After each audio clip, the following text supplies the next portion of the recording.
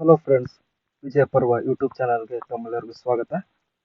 KPTCL ಅವರು ಈಗಾಗಲೇ exam date ಅನ್ನು ಅನೌನ್ಸ್ ಮಾಡಿದ್ದಾರೆ.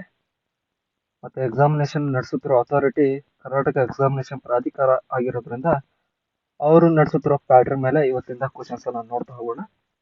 ಸೊ ಮೊದಲನೇ ಕ್ವಶನ್, ಕಲ್ಯಾಣ ರಾಜ್ಯ ಎಂಬ ಪರಿಕಲ್ಪನೆಯು ಭಾರತ ಸಂವಿಧಾನದ ಈ ಭಾಗದಲ್ಲಿ ಕಂಡುಬರುತ್ತದೆ. ಸೊ ವೆಲ್ಫೇರ್ ಸ್ಟೇಟ್ ಅನ್ನೋ ಕಾನ್ಸೆಪ್ಟ್ ಡೈರೆಕ್ಟಿವ್ ಪ್ರಿನ್ಸಿಪಲ್ ಅಲ್ಲಿ ಕಾಣ್ತೇವೆ ನಾವು. ನಿರ್ದೇಶಕ ತತ್ವಗಳು ಅಂತ ಬಂದ್ಕೂಡಲೇ ನಮ್ಗೆ ಮೊದಲು ನೆನಪು ಬರಬೇಕು, ನಾವು ಇದನ್ನ ಐರಿಸ್ ಅಂದ್ರೆ ಐರ್ಲೆಂಡ್ ಇಂದ ಪಡ್ಕೊಂಡಿದ್ದೀವಿ. ನಾವು ಐರ್ಲೆಂಡ್ ಇಂದ ಕಾಪಿ ಮಾಡಿದೇವಲ್ಲ, ಅದೇ ತರ ಅವರು ಸ್ಪೇನ್ ಇಂದ ಕಾಪಿ ಮಾಡಿದ್ದಾರೆ. ಸೊ ಇದು ನಮ್ಮ ಸಂವಿಧಾನದ ಭಾಗ 4ರಲ್ಲಿ ಕಾಣ್ತೇವೆ ನಾವು ಇದನ್ನ. ಮತ್ತೆ ಆರ್ಟಿಕಲ್ಸ್ ಬಂದ್ಬಿಟ್ಟು 36 to 51 ತನಕ ಇರುತ್ತೆ. ಡಾಕ್ಟರ್ BR ಅಂಬೇಡ್ಕರ್ ಅವರು ಇದನ್ನ ನೋವೆಲ್ ಫೀಚರ್ಸ್ ಆಫ್ ಕಾನ್ಸ್ಟಿಟ್ಯೂಷನ್ ಅಂತ ಹೇಳಿದ್ದಾರೆ.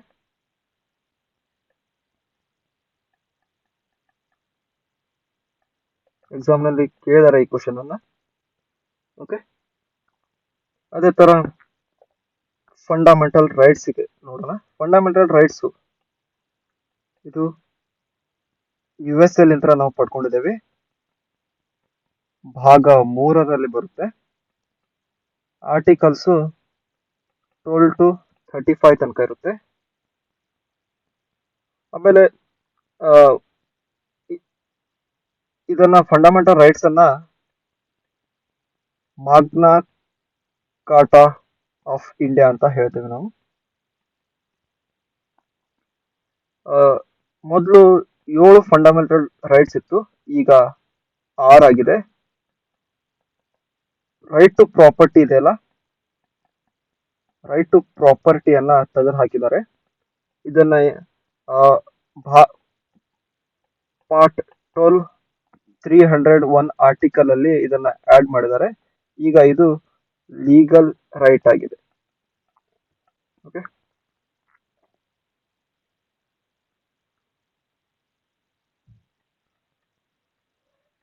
ಅದೇ ತರ ಫಂಡಮೆಂಟಲ್ ಡ್ಯೂಟೀಸ್, ಮೂಲಭೂತ ಕರ್ತವ್ಯಗಳು. ಫಂಡಮೆಂಟಲ್ ಡ್ಯೂಟೀಸ್ ಅನ್ನು ನೋಡೋಣ. ಫಂಡಮೆಂಟಲ್ ಡ್ಯೂಟೀಸ್ ಅನ್ನು ನಾವು USSR ಅಂದ್ರೆ ಈಗಿನ ರಷ್ಯಾಲಿಂದ ನಾವು ಪಡ್ಕೊಂಡಿದ್ದೀವಿ. ಯಾರ ಶಿಫಾರಸಿನ ಮೇಲೆ ನಾವು ಫಂಡಮೆಂಟಲ್ ಡ್ಯೂಟೀಸ್ ಅನ್ನ ಆಡ್ ಮಾಡಿದೀವಿ ಅಂದ್ರೆ ಸ್ವರಣ್ ಸಿಂಗ್ ಕಮಿಟಿ ಶಿಫಾರಸು.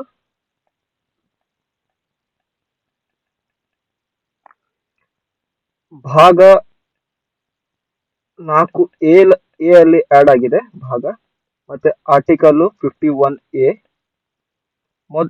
ಒಟ್ಟು 11 ಫಂಡಮೆಂಟಲ್ ಡ್ಯೂಟೀಸ್ ಇದೆ. ಮೊದಲು 10 ಇತ್ತು, ಮತ್ತೆ ಆಮೇಲೆ ಒಂದು ಆಡ್ ಮಾಡಿದೆ. ಈ 10 ಇದೆಲ್ಲ ಅದು ನಾವು 42ನೇ ತಿದ್ದುಪಡಿಯಲ್ಲಿ ಆಡ್ ಮಾಡಿದ್ದೀವಿ 1976. ಮತ್ತೆ 11ನೇದನ್ನ ನಾವು 86ನೇ ತಿದ್ದುಪಡಿ 2002ರಲ್ಲಿ ಆಡ್ ಮಾಡಿದ್ವಿ. ಮತ್ತೆ ಪ್ರಿಯಾಂಬಲ್ ಬಗ್ಗೆ ಹೇಳ್ಬೇಕಂದ್ರೆ ಇಲ್ಲಿ ನೋಡಿ, ಪ್ರಿಯಾಂಬಲ್ ಇದೆ. ಕ್ವಶನ್ಸ್ ಯಾವ ತರ ಕೇಳ್ತಾನೆ ಅಂದ್ರೆ, ಪ್ರಿಯಾಂಬಲ್ ಅನ್ನ ಯಾವಾಗಾದ್ರೂ ನಾವು ತಿದ್ದುಪಡಿ ಮಾಡಿದ್ವಿ ಅಂತ ಕೇಳ್ತಾನೆ. ಹೌದು, ಒನ್ ಟೈಮ್ ಅಮೆಂಡ್ಮೆಂಟ್ ಆಗಿದೆ ಅಂದ್ರೆ ತಿದ್ದುಪಡಿ ಆಗಿದೆ. ಯಾವಾಗ 42ನೇ ಅಮೆಂಡ್ಮೆಂಟ್ 1976 ಅಲ್ಲಿ ಆಗಿದೆ ಒನ್ ಟೈಮ್. ಸೊ ಅವಾಗ 3 ವರ್ಡ್ಸ್ ಅನ್ನ ಆಡ್ ಮಾಡಿದೇವಿ. ಯಾವ್ಯಾವ ಅಂದ್ರೆ ಸೋಷಲಿಸ್ಟು, ಸಮಾಜವಾದಿ, ಜಾತ್ಯತೀತ ಮತ್ತು ಸಮಗ್ರತೆ. ಈ 3 ವರ್ಡ್ ಅನ್ನ ಆಡ್ ಮಾಡಿದ್ದೇವೆ ನಾವು 42ನೇ ಅಮೆಂಡ್ಮೆಂಟ್ ಅಲ್ಲಿ. ಸೋಷಲಿಸ್ಟ್, ಸೆಕ್ಯುಲರ್ ಮತ್ತೆ ಇಂಟಿಗ್ರಿಟಿ, ಈ 3 ವರ್ಡ್ ಅನ್ನ ಆಡ್ ಮಾಡಿದ್ವಿ. ಅದೇ ತರ ಐಡಿಯಾ ಆಫ್ ಜಸ್ಟಿಸ್ ಅಂತ ಒಂದು ವರ್ಡ್ ಬರುತ್ತೆ. ಐಡಿಯಾ ಆಫ್ ಜಸ್ಟಿಸ್ ಯಾವುದು ಇಲ್ಲಿದೆ ನೋಡಿ. ಜಸ್ಟಿಸ್, ಸೋಷಿಯಲ್, ಎಕನಾಮಿಕ್ ಮತ್ತು ಪೊಲಿಟಿಕಲ್ ಜಸ್ಟಿಸ್ ಅನ್ನ ನಾವು ರಷ್ಯನ್ ರೆವಲ್ಯೂಷನ್ ಇಂದ ತಗೊಂಡಿದ್ದೀವಿ. ರಷ್ಯನ್ ರೆವಲ್ಯೂಷನ್ 1917ರಲ್ಲಿ ಆಗಿದೆ. ಅದೇ ತರ ಲಿಬರ್ಟಿ, ಇಕ್ವಾಲಿಟಿ ಮತ್ತೆ ಫ್ರಾಟರ್ನಿಟಿ, ಈ 3 ವರ್ಡ್ಸ್ ಇದೆ ಅಲ್ಲ, ಲಿಬರ್ಟಿ, ಇಕ್ವಾಲಿಟಿ, ಫ್ರಾಟರ್ನಿಟಿ, ಇದನ್ನ ನಾವು ಫ್ರೆಂಚ್ ರೆವಲ್ಯೂಷನ್ ಲಿಂದ ತಗೊಂಡಿದ್ದೀವಿ. ಫ್ರೆಂಚ್ ರೆವಲ್ಯೂಷನ್ 1789ಲಿಂದ 1799 ತನಕ ಆಗಿದೆ. ಇಷ್ಟು ನೆನಪಿರಬೇಕು. ಸೊ ಸೆಕೆಂಡ್ ಕ್ವಶನ್, ರಾಷ್ಟ್ರಪತಿ ಅವರಿಗೆ ಪ್ರಮಾಣ ವಚನವನ್ನು ಯಾರು ಬೋಧನೆ ಮಾಡುತ್ತಾರೆ? ಸೊ ಇದಕ್ಕೆ ಸರಿಯಾದ answer chief justice of India, ಭಾರತದ ಮುಖ್ಯ ನ್ಯಾಯಮೂರ್ತಿಗಳು. ಎಕ್ಸಾಮ್ ಅಲ್ಲಿ ಕ್ವಶನ್ಸ್ ಯಾವಾಗ್ಲೂ ಬರ್ತಾ ಇರ್ತದೆ. ಓತ್ ಯಾರು ಮುಂದೆ ಕೊಡ್ತೀವಿ, ರೆಸಿಗ್ನೇಷನ್ ಯಾರಿಗೆ ಕೊಡ್ತೀವಿ ಅಂತ ಅದ್ರೊಂದು ಟೇಬಲ್ ನೋಡೋಣ. ಇಲ್ಲಿ ನೋಡಿ, ಪ್ರೆಸಿಡೆಂಟ್ ಇದಾರಲ್ಲ, ಅವರು ಚೀಫ್ ಜಸ್ಟಿಸ್ ಮುಂದೆ ಓದ್ ಕೊಡ್ತಾರೆ ಮತ್ತು ರೆಸಿಗ್ನೇಷನ್ ವೈಸ್ ಪ್ರೆಸಿಡೆಂಟ್ ಕೊಡ್ತಾರೆ. ಆಮೇಲೆ ಪ್ರೈಮ್ ಮಿನಿಸ್ಟರ್ ಪ್ರೆಸಿಡೆಂಟ್ ಮುಂದೆ ಓತು ಮತ್ತು resignation. Governor chief justice of high court, resignation president ಗೆ ಕೊಡ್ತಾರೆ. ಸಿಎಂ ಅವರು ಗವರ್ನರ್ ಮುಂದೆ ಓದ್ ತಗೋತಾರೆ ಮತ್ತು ರೆಸಿಗ್ನೇಷನ್ ಗವರ್ನರ್ ಗೆ ಕೊಡ್ತಾರೆ. ಸೊ ಇದೇ ತರ ಲೀಸ್ಟ್ ಇದೆ. ಇದು ನೋಡಿ, ಸ್ಪೀಕರ್ ಆಫ್ ಲೋಕಸಭಾ, ಇದು ಇಂಪಾರ್ಟೆಂಟ್ ಆಗುತ್ತೆ. ಇವರು ಯಾರ ಮುಂದೆನೂ ಓದ್ ತಗೊಳ್ಳೋದಿಲ್ಲ ಮತ್ತೆ ಇವರು ರೆಸಿಗ್ನೇಷನ್ ಅನ್ನ ಡೆಪ್ಯೂಟಿ ಸ್ಪೀಕರ್ ಅವರಿಗೆ ಕೊಡ್ತಾರೆ. ಓಕೆ, ಸೊ ಈ ಟೇಬಲ್ ಅನ್ನ ನೋಡಿ, ಬಹಳ ಇಂಪಾರ್ಟೆಂಟ್ ಇದೆ. ಸೊ ಮುಂದಿನ ಕ್ವಶನ್, ಸೂರ್ಯನಲ್ಲಿರುವ ಪ್ರಮುಖ ಅನಿಲಗಳು ಯಾವುವು? ಗ್ಯಾಸಸ್ ಪ್ರೆಸೆಂಟ್ ಇನ್ ಸನ್ ಅಂತ ಇದೆ. ಸೊ ಸರಿಯಾದ ಉತ್ತರ ಹೈಡ್ರೋಜನ್ ಮತ್ತು ಹೀಲಿಯಂ. ಸೊ ಇಲ್ಲಿ ನಿಮ್ಗೆ 2 ರಿಯಾಕ್ಷನ್ ಬಗ್ಗೆ ಗೊತ್ತಿರಬೇಕು, ಫ್ಯೂಸನ್ ಮತ್ತೆ ಫ್ಯೂಷನ್. ಸನ್ ನಲ್ಲಿ ಫ್ಯೂಸನ್ ರಿಯಾಕ್ಷನ್ ಆಗುತ್ತೆ, ಅದೇ ಹೈಡ್ರೋಜನ್ ಹೀಲಿಯಂ ಇದೆಲ್ಲ ಎರಡು ಮಿಕ್ಸ್ ಆಗಿ ಎನರ್ಜಿ ಕೊಡುತ್ತೆ ನಮಗೆ. ಫ್ಯೂಸನ್ ರಿಯಾಕ್ಷನ್ ಅನ್ನ ನಾವು ನ್ಯೂಕ್ಲಿಯರ್ ರಿಯಾಕ್ಟರ್ಸ್ ಅಲ್ಲಿ ಫ್ಯೂಸನ್ ರಿಯಾಕ್ಷನ್ ಅನ್ನ ನೋಡ್ತೀವಿ. ಇಲ್ಲಿ ಅಡಿಷನ್ ಆಗುತ್ತೆ, ಇಲ್ಲಿ ಸ್ಪ್ಲಿಟ್ ಆಗುತ್ತೆ ಐಟಮ್ಸ್, ಇದು ಸ್ವಲ್ಪ ಗೊತ್ತಿರಬೇಕು. ಮತ್ತೆ ಹೈಡ್ರೋಜನ್ ಬಾಂಬ್ ಕೇಳ್ತಾನೆ, ಹೈಡ್ರೋಜನ್ ಬಾಂಬ್ ಇದೆಯಲ್ಲ, ಇದು ಫ್ಯೂಸನ್ ರಿಯಾಕ್ಷನ್ ಮೇಲೆ ನಿರ್ಬಂಧವಾಗಿದೆ. ಇದು fusion reaction, hydrogen bomb fusion reaction ಅಂತ ಆನ್ಸರ್ ಮಾಡಬೇಕು ನೀವು. ಸೊ ಮುಂದಿನ ಕ್ವಶನ್, ಆಕಾಶದಲ್ಲಿ ನೀಲಿ ಬಣ್ಣಕ್ಕೆ ಕಾರಣ? Blue colour of sky is due to ಅಂತ ಕ್ವಶನ್. ಇದಕ್ಕೆ answer scattering of light. Okay, ಚದುರುವಿಕೆ ಅಂತ ಬರುತ್ತೆ. ಚದುರುವಿಕೆ ಮತ್ತೆ ಯಾವ್ಯಾವ ಫಿನಾಮಿನಾ ಬರುತ್ತೆ ಅಂದ್ರೆ, ಚದುರುವಿಕೆಯಲ್ಲಿ ನಾವು colour of sun at sunrise ಮತ್ತು ಸನ್ಸೆಟ್ ಗೆ,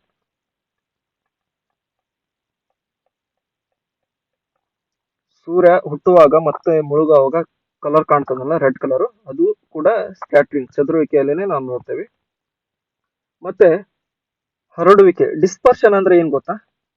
ಒಂದು ಪ್ರಿಸಮ್ ಅಲ್ಲಿ ಲೈಟ್ ಪಾಸ್ ಮಾಡಿದಾಗ 7 ಕಲರ್ ಆಗಿ ಡಿಸ್ಪರ್ಷನ್ ಆಗುತ್ತೆ, ಅದು ವಿಬ್ಜಾರ್ ಆಗಿರುತ್ತೆ. 7 ಕಲರ್, ಈ 7 ಕಲರ್ ಈ ಫಿನಾಮಿನಾ ಡಿಸ್ಪರ್ಷನ್ ಆಫ್ ಲೈಟ್ ಅಂತ ಹೇಳ್ತೀವಿ. ವಿಬ್ಜಾರ್, ವೈಲೆಟ್, ಲಾಸ್ಟ್ ರೆಡ್ ಇರುತ್ತೆ, ಇದು ಗೊತ್ತಿರ್ಬೇಕು, ಡಿಸ್ಪರ್ಷನ್ ಆಫ್ ಲೈಟ್. ಮತ್ತೆ ರಿಫ್ರಾಕ್ಷನ್ ಅಲ್ಲಿ ಏನಾಗಿರುತ್ತೆ ಅಂದ್ರೆ, ರಿಫ್ರಾಕ್ಷನ್ ವಕ್ರೀಭವನ, ವಕ್ರೀಭವನದಲ್ಲಿ ನಾವು ಟ್ವಿಂಕ್ಲಿಂಗ್ ಆಫ್ ಸ್ಟಾರ್ ಅನ್ನ ನೋಡ್ತೇವೆ, ಟ್ವಿಂಕ್ಲಿಂಗ್ ಆಫ್ ಸ್ಟಾರ್ಸ್. ಮತ್ತೆ ಅಡ್ವಾನ್ಸ್ಡ್ ಸನ್ರೈಸ್ ಮತ್ತೆ ಡಿಲೇಡ್ ಸನ್ಸೆಟ್.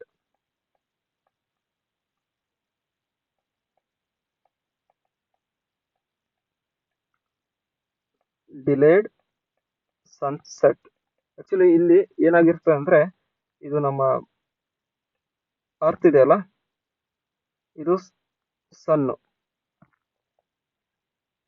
ಆಕ್ಚುಲಿ ಇದು ಇಲ್ಲಿರುತ್ತೆ, ಆದ್ರೆ ನಮ್ಗೆ ಇಲ್ಲಿ ಕಾಣ್ತಾ ಇರುತ್ತೆ.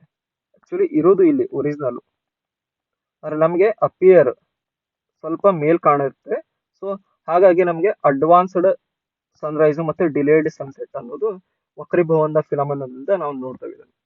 ಅದೇ ತರ ಫಾರ್ ಎಕ್ಸಾಂಪಲ್, ನೀವೊಂದು ಗ್ಲಾಸ್ ಅಲ್ಲಿ ನೀರ್ ಹಾಕಿ ಅದ್ರೊಳಗೆ ಪೆನ್ ಇಡಿ, ಪೆನ್ ಅಥವಾ ಏನಾರು ಒಂದು ಇಡಿ. ಇದು ನಾವು ಇಲ್ಲಿಂದ ಅಬ್ಸರ್ವ್ ಮಾಡಿದಾಗ ನಮ್ಗೆ ಅದು ಬೆಂಡ್ ಆಗಿರೋ ತರ ಕಾಣುತ್ತೆ. ಅದು ಕೂಡ ವಕ್ರೀಭವನ ಆ, ಈ ಫಿನಾಮಿನದಲ್ಲಿ ನಾವು ಅದನ್ನು ನೋಡ್ತೇವೆ. ಓಕೆನಾ. ಮುಂದಿನ ಕ್ವಶನ್, ಭಾರತದಲ್ಲಿ ಅತಿ ಹೆಚ್ಚು ಕೇಸರಿ ಉತ್ಪಾದಿಸುವ ರಾಜ್ಯ ಯಾವುದು ಅಂತ ಕೇಳಿದ್ವಿ. Safran producing state largest. So ಸರಿ ಉತ್ತರ ಇದಕ್ಕೆ ಜಮ್ಮು ಕಾಶ್ಮೀರ. ಓಕೆ, ಜಮ್ಮು ಕಾಶ್ಮೀರ. ಸೊ ಮತ್ತೆ ಅದೇ ತರ ಅಸ್ಸಾಂ ಎದಕ್ಕೆ ಫೇಮಸ್ ಹೇಳಿ? ಟೀ, ಹೌದಾ? ಲಾರ್ಜೆಸ್ಟ್ ಟೀ ಪ್ರೊಡ್ಯೂಸಿಂಗ್ ಸ್ಟೇಟ್ ಅಂತ ಕೇಳಿದ್ರೆ ಅಸ್ಸಾಂ ಅಂತ ಹೇಳ್ಬೇಕು ನೀವು. ಅದೇ ತರ ಲಾರ್ಜೆಸ್ಟ್ ಕಾಫಿ ಪ್ರೊಡ್ಯೂಸಿಂಗ್ ಸ್ಟೇಟ್ ಅಂದ್ರೆ ನಮ್ಮ ಕರ್ನಾಟಕ ಆಗಿರುತ್ತೆ. ಕಾಫಿ ಇಂಡಿಯಾದಲ್ಲಿ ಟೀಗೆ ಅಸ್ಸಾಂ ಫೇಮಸ್ ಆದ್ರೆ ವರ್ಲ್ಡ್ ಅಲ್ಲಿ ಚೀನಾ ಆಗಿದೆ. ಅದೇ ತರ ಕಾಫಿಯಲ್ಲಿ ಕರ್ನಾಟಕ ಮೊದಲಾಗಿದ್ರೆ ವರ್ಲ್ಡ್ ಅಲ್ಲಿ ಅದು ಬ್ರೆಜಿಲ್ ಆಗಿದೆ. ಇದು ನೆನ್ಪಿಟ್ಕೊಳ್ಳಿ. ಮತ್ತೆ ಟೀ ಬೋರ್ಡ್ ಹೆಡ್ ಕ್ವಾರ್ಟರ್ಸ್ ಎಲ್ಲಿದೆ ಅಂದ್ರೆ ಟೀದು ಕೋಲ್ಕತ್ತಾದಲ್ಲಿದೆ. ಮತ್ತೆ ಕಾಫಿ ಬೋರ್ಡು ನಮ್ಮ ಬೆಂಗಳೂರಲ್ಲಿದೆ. ಓಕೆ, ಮುಂದಿನ ಕ್ವಶನ್, ಸಹಾರಾ ಮರುಭೂಮಿ ಯಾವ ಖಂಡದಲ್ಲಿದೆ? Sahara desert in which continent? So ಇದಕ್ಕೆ ಆನ್ಸರ್ ಆಫ್ರಿಕಾ, ಎಲ್ಲರಿಗೂ ಗೊತ್ತಿದೆ. ಸೊ ಇಲ್ಲಿ ನೋಡಿ, ಸಹಾರಾ ಎಲ್ಲಿದೆ? ಇಲ್ಲಿ ಕಾಣ್ತದೆ ಸಹಾರಾ ಮರುಭೂಮಿ. ಕ್ವಶನ್ಸ್ ಯಾವ ತರ ಕೇಳ್ತಾನಂದ್ರೆ ವಿಚ್ ಇಸ್ ಲಾರ್ಜೆಸ್ಟ್ ಡೆಸರ್ಟ್ ಅಂತ ಕೇಳ್ತಾನೆ. ಲಾರ್ಜೆಸ್ಟ್ ಡೆಸರ್ಟ್ ಅಂತ ಬಂದ್ಬಿಟ್ರೆ ಮೊದಲನೇದು ಇಲ್ಲಿದೆ ನೋಡಿ, ಅಂಟಾರ್ಕ್ಟಿಕಾ. ಓಕೆ, ಅಂಟಾರ್ಕ್ಟಿಕಾ ಮೊದಲನೇದು. ಎರಡನೇದು ಆರ್ಕ್ಟಿಕ್. ಮೂರನೇದು ಬಂದ್ಬಿಟ್ಟು ಸಹಾರಾ. ಏರಿಯಾ ವೈಸ್ ಇದು ನೆನಪಿರ್ಲಿ. ಸೊ ಅಕಸ್ಮಾತ್ ಇವೆರಡು ನೋಡಿ, ಇಲ್ಲಿ ಇವು ಕೋಲ್ಡ್ ಡೆಸರ್ಟ್ ಆಗಿರುತ್ತೆ, ಇವು ಐಸ್ ನಿಂತರ ಆಗಿರುತ್ತೆ. ಓಕೆ, ನೆನಪಿರ್ಬೇಕು. ನಾರ್ಮಲಿ ಇವೆರಡು ಆಪ್ಷನ್ ಇಲ್ಲ ಆಗಿದ್ರೆ ಸಹಾರಾ ಡೆಸರ್ಟ್ ಅನ್ನೇ ಫಸ್ಟ್ ಆಗಿರುತ್ತೆ. ಮತ್ತೆ ಇದು ಇಕ್ವಿಟೋರಿಯಲ್ ರೀಸನ್ ಆಗಿರುತ್ತೆ. ಇಕ್ವಿಟೋರಿಯಲ್ ಇದು ಮೇಲಿಂದು ಪೋಲಾರ್ ರೀಸನ್ ಆಗಿರುತ್ತೆ. ನೀವು ಮತ್ತೆ ಇನ್ನೊಂದು ಕ್ವಶನ್, ಯಾವ ಕಾಂಟಿನೆಂಟ್ ಅಲ್ಲಿ ಡೆಸರ್ಟ್ ಇಲ್ಲ ಅಂದ್ರೆ ಅದಕ್ಕೆ ಉತ್ತರ Europe continent no desert. Europe continent ಅಲ್ಲಿ ಡೆಸರ್ಟ್ ಇಲ್ಲ, ಇದು ನೆನಪಿರ್ಲಿ. ಮತ್ತೆ ಇಲ್ಲಿ ನೋಡಿ ಬೇರೆ ಬೇರೆ ಡೆಸರ್ಟ್ ಹೆಸರುಗಳು. ಗ್ರೇಟ್ ವಿಕ್ಟೋರಿಯಾ ಡೆಸರ್ಟ್ ಆಫ್ರಿಕಾ, ಇದು ಆಸ್ಟ್ರೇಲಿಯಾದಲ್ಲಿದೆ. ಆಮೇಲೆ ಅಟಕಾಮಾ ಸೌತ್ ಅಮೆರಿಕಾ, ಇದು ನೆನಪಿರ್ಬೇಕು. ಕಲ್ಹರಿ ಡೆಸರ್ಟ್ ಆಫ್ರಿಕಾದಲ್ಲಿ. ನಮೀಬಿಯಾ ಡೆಸರ್ಟ್, ಥಾರ್ ಡೆಸರ್ಟ್ ನಮ್ಮ ಇಂಡಿಯಾದಲ್ಲಿ. ಗೋಬಿ ಡೆಸರ್ಟ್, ಮತ್ತೆ ಸೊನರನ್ ಡೆಸರ್ಟ್, ಇದು ಇಂಪಾರ್ಟೆಂಟ್. ಗ್ರೇಟ್ ಬೇಸಿನ್, ಇದು ಇಂಪಾರ್ಟೆಂಟ್. ಅಟ್ಲೀಸ್ಟ್ ಯಾವ ದೇಶದ ಯಾವ ಕಾಂಟಿನೆಂಟ್ ಅಲ್ಲಿ ಯಾವ ಡೆಸರ್ಟ್ ಇದೆ ಅಂತ ಸ್ವಲ್ಪ ನೋಡ್ಕೊಳ್ಳಿ ಇದನ್ನ. ಮತ್ತೆ ನೆಕ್ಸ್ಟ್ ಕ್ವಶನ್, ಮಹಾತ್ಮ ಗಾಂಧೀಜಿಯವರು ಬ್ರಿಟಿಷರು ತಮಗೆ ನೀಡಿದ ಯಾವ ಪದವಿಯನ್ನು ಅಸಹಕಾರ ಚಳವಳಿ ವೇಳೆಗೆ ಹಿಂತಿರುಗಿಸಿದರು? ನಾನ್ ಕಾಂಪಿಟೇಷನ್ ಟೈಮ್ ಅಲ್ಲಿ ಮಹಾತ್ಮ ಗಾಂಧಿ ಯಾವ ಟೈಟಲ್ ಅನ್ನ ರಿಟರ್ನ್ ಮಾಡಿದ್ರು ಬ್ರಿಟಿಷರಿಗೆ ಅಂತ ಕೇಳಿದ್ದಾರೆ. ಇದಕ್ಕೆ ಸರಿಯಾದ ಉತ್ತರ ಕೈಸರ್ ಇ ಹಿಂದ್. ಓಕೆ, ಇದನ್ನ ರಿಟರ್ನ್ ಮಾಡಿದ್ರೆ. ಈಗ ನಾನ್ ಕಾಪರೇಷನ್ ಮೂವ್ಮೆಂಟ್ ಸ್ಟಾರ್ಟ್ ಆಗಲು ರೀಸನ್ ಯಾವ್ದಿತ್ತು ಅಂದ್ರೆ ಜಲಿಯನ್ ವಾಲಾ ಬಾಗ್ ಮಸಕ್ರ ಇತ್ತು.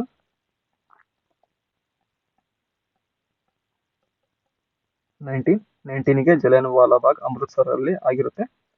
ನಾನ್ ಕಾಪರೇಷನ್ ಮೂವ್ಮೆಂಟ್ 1920ಗೆ ಸ್ಟಾರ್ಟ್ ಮಾಡಿರ್ತಾರೆ ಗಾಂಧೀಜಿಯವರು, ಆದ್ರೆ 1922ಗೆ ಇದನ್ನ ಕ್ಯಾನ್ಸಲ್ ಮಾಡ್ತಾರೆ. ರೀಸನ್ ಏನಾಗಿರುತ್ತೆ ಅಂದ್ರೆ ಚೌರಿ ಚೌರಾ ಮೂವ್ಮೆಂಟ್ ಆಗಿರುತ್ತದೆ. ಚೌರಿ ಚೌರಾ ಮೂವ್ಮೆಂಟ್ ಪ್ರೊಟೆಸ್ಟರ್ಸ್ ಹೋಗಿ ಒಂದು ಪೊಲೀಸ್ ಸ್ಟೇಷನ್ ಅನ್ನ ಬೆಂಕಿ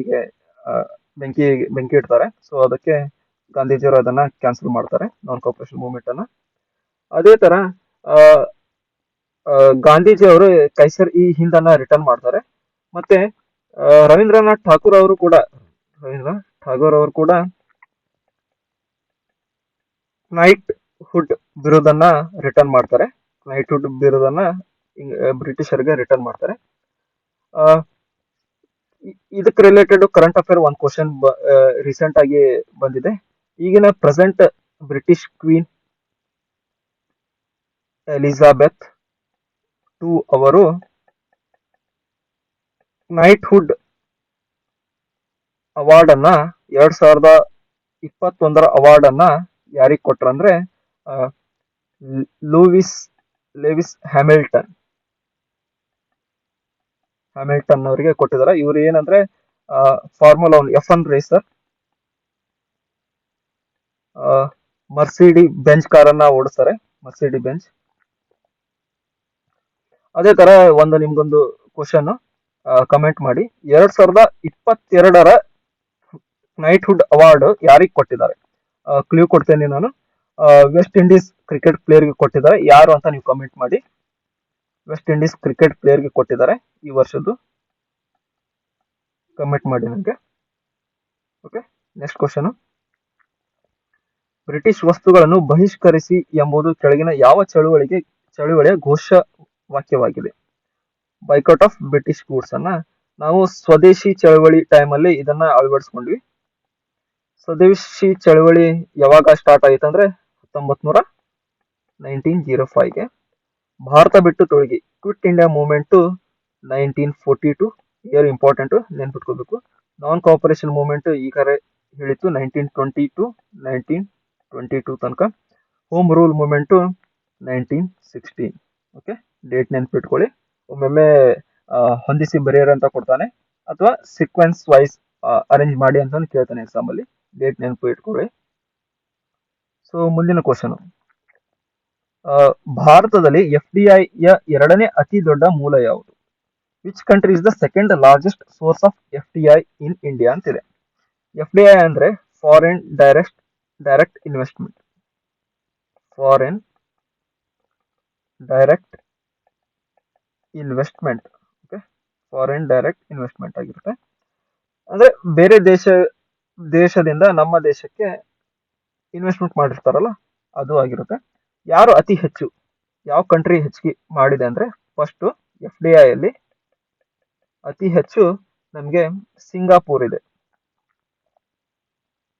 ಸಿಂಗಾಪುರ್ ಫಸ್ಟ್ ಪ್ಲೇಸು.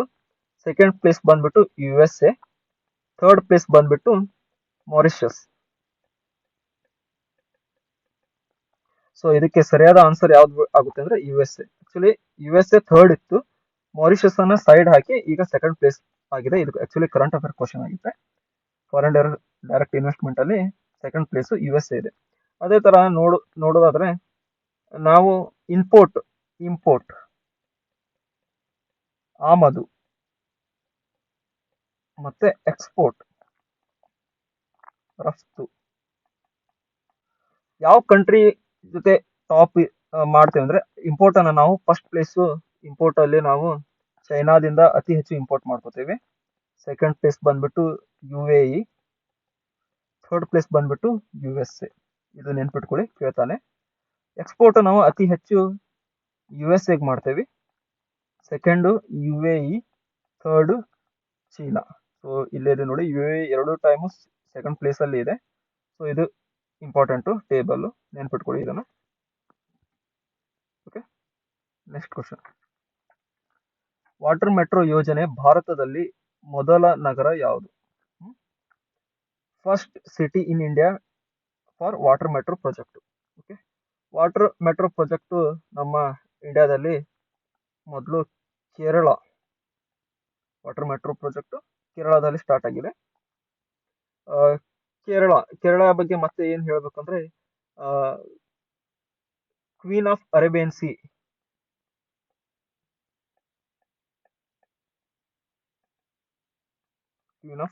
ಸಿ ಅನ್ನೋದನ್ನ ಕೊಚ್ಚಿ ಪೋರ್ಟಿಗೆ ಹೇಳ್ತೇವೆ ನಾವು, ಕೇರಳದಲ್ಲಿದೆ. ಮತ್ತೆ ಇನ್ನೊಂದು ಫುಲ್ಲಿ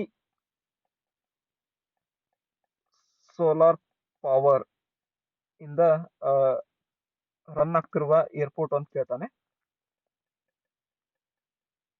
ಇದು ಕೂಡ ಕೊಚ್ಚಿನ್ ಏರ್ಪೋರ್ಟ್ ಆಗುತ್ತೆ. ಇಲ್ಲಿ ಒಂದು ಕನ್ಫ್ಯೂಷನ್ ಆಗುತ್ತೆ. ಫುಲ್ಲಿ ಸೋಲಾರ್ ಪವರ್ ಇಂದ ನಡೀತಿರುವ ಏರ್ಪೋರ್ಟ್ ಕೊಚ್ಚಿನ್ ಏರ್ಪೋರ್ಟ್ ಮೊದಲನೇದು. ಆದ್ರೆ fully solar power airport authority of India ಅವರು ಮಾಡಿರುವ ಫಸ್ಟ್ ಏರ್ಪೋರ್ಟ್ ಅಂದ್ರೆ ಪುಡುಚೇರಿ ಏರ್ಪೋರ್ಟ್ ಆಗುತ್ತೆ.